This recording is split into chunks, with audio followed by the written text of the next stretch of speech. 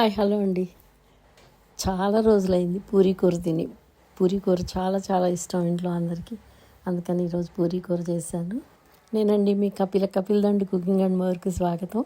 ఇందుకోసం నేను 4 స్కూపులు అంటే 4 గరిటెలు గోధుమ పిండి తీసుకున్నాను. మల్టీగ్రెయిన్ ఆట అనమాట ఇది.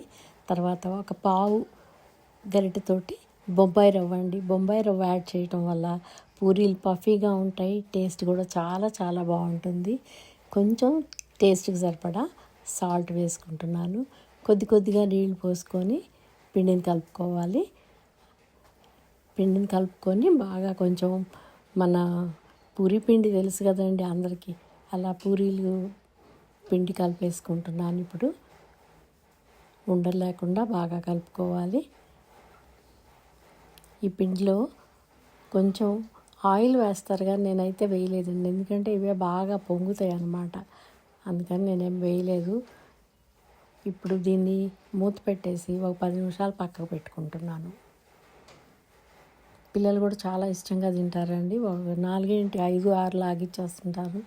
ఇంట్లో చేసుకున్న పూరీలు అయితే ఇలా ఉండలు చేసి పక్కకు పెట్టుకున్నాను. పూరీ కూరకు కావాల్సినవి ఒక 2 బంగాళదుంపలు తీసుకున్నానండి, 2 ఉల్లిపాయలు, 1 ఇంచు వరకు అల్లం తీసుకున్నాను, 7 పచ్చిమిరపకాయలు తీసుకొని మజ్జిగ కోసి పెట్టుకున్నాను. అలాగే ఉల్లిపాయలు సన్నగా పొడుగ్గా తరిగాను. బంగాళదుంపలు ఉడికించి పక్కకు పెట్టుకున్నాను. ఇప్పుడు కడాయిలో సరిపడా నూనె పోసుకొని నూనె కాగాక మినపప్పు, ఆవాలు, జీలకర్ర, కొద్దిగా పచ్చిశనగపప్పు కూడా వేసి బాగా రోస్ట్ చేయాలి. వాటిని వేగనివ్వాలి. బాగా వేగిపోయాయండి. ఇప్పుడు కొంచెం కరివేపాకు కూడా వేసుకోవాలి. కరివేపాకు వేసాను. ఇప్పుడు కరివేపాకు వేసాక కట్ చేసి పెట్టుకున్నాం కదా పచ్చిమిర్చి, అవి కూడా వేసేసి ఒకసారి కలిపేసి తర్వాత సన్నగా పొడుగ్గా తరిగిన ఉల్లిపాయలు కూడా వేసేసుకోవాలి. వేసేసుకున్నాక వాటిని ఒకసారి కలిపి పెట్టేసి, ఉల్లిపాయలు అసలు వేగకూడదు, వేగితే కర్రీ అంత బాగోదన్నమాట. అందుకని ఉల్లిపాయలు ఒకసారి ఊరికే కలిపేశాక నేను కొంచెం కార్న్ కూడా వేస్తున్నాను. మన దగ్గర ఏమైనా కార్న్, క్యారెట్ అలాంటివి ఉంటే కూడా వేసుకోవచ్చు ఈ పూరీ కూరలో. ఇప్పుడు టేస్ట్కి సరిపడా కొంచెం సాల్టు, పసుపు వేసి కలుపుకోవాలి. సాల్ట్ వేసాను, కొంచెం పసుపు కూడా వేస్తున్నాను. బాగా కలుపుకోవాలి. వీటిని అసలు వేగనివ్వకూడదండి ఉల్లిపాయల్ని. ఇప్పుడు కొంచెం కార్న్ కూడా వేస్తున్నాను, ఒక 2 స్పూన్ల వరకు. మీ దగ్గర ఏమైనా కార్న్తో పాటు క్యారెట్ ఉన్నా కూడా వేసేసుకోవచ్చు. కర్రీ బాగుంటుంది, టేస్టీగా ఉంటుంది. ఇప్పుడు నీళ్ళు పోసుకోవాలండి. ఇందులో ఒక 30 ml అంటే 1 గ్లాస్ వరకు నేను నీళ్లు పోస్తున్నాను. వేగక ముందే నీళ్లు పోసేసుకోవాలండి, వేగితే అస్సలు బాగోదు కర్రీ. నీళ్లు పోసేస్తే ఇది ఒక 2-3 నిమిషాలైనా పడుతుంది సుమారుగా ఉల్లిపాయ ఉడికిపోవటానికి.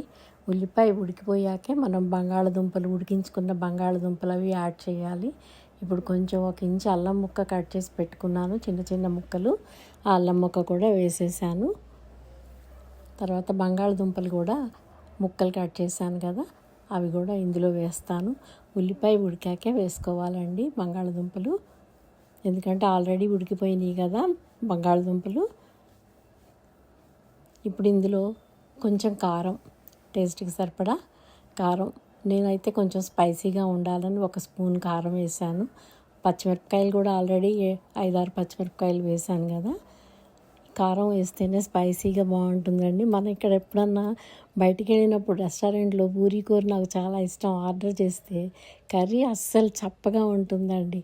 అదే చెన్నైలో ఒక 2-3 సార్లు తిన్నాం మేము, చాలా చాలా బాగుంటుంది. వాళ్ళని అడిగితే ఈ రెమెడీ చెప్పారు, పూరీలు ఎలా చేయాలి అన్నది. అందుకనే నేను బొంబాయి రవ్వ కూడా యాడ్ చేశాను. ఇప్పుడు ఒక 2 స్పూన్ల వరకు శనగపిండి తీసుకొని కొద్దిగా నీరు పోసి కలిపేస్తున్నాను ఉండలు లేకుండా. ఆ బ్యాటర్ని ఈ పూరీ కూరలో పోసేస్తున్నానండి, ఎందుకంటే చిక్కగా అవ్వాలి కదా, కర్రీ దగ్గరగా అవ్వాలి కదా. అంతేనండి. 1 నిమిషం ఆపేసి 1-2 నిమిషాలు ఆగాక దింపేయటమే. ఇప్పుడు మనం పూరీలు రెడీ చేసుకుందామండి.